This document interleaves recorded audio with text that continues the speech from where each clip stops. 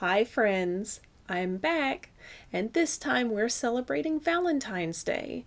And to get in the romantic spirit of the holiday, I thought I would make a costume from my favorite film ever released on Valentine's Day, The Silence of the Lambs.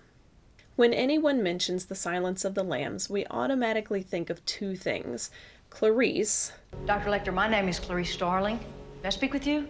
and Hannibal. I ate his liver with some fava beans and a nice Chianti. And maybe this. It rubs the lotion on its skin or else it gets the hose again.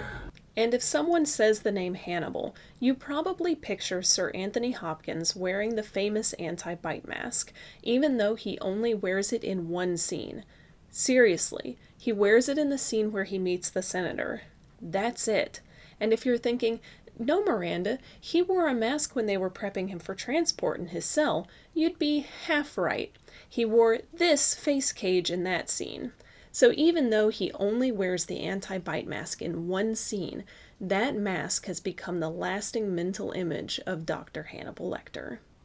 So if you want to dress as everyone's favorite cannibal for Halloween this year, don't stop at just a white t-shirt and pants or just a blue prison jumpsuit. If you're like me, when you do a costume, you go all out. So you're going to want the infamous mask to complete your costume, and I'm going to show you how you can make it yourself. So in honor of its 31-year anniversary, join me as I create this look from head to toe.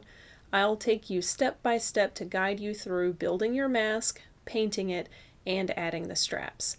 And I'll show you how I created my own prison jumpsuit and straitjacket from thrift store finds.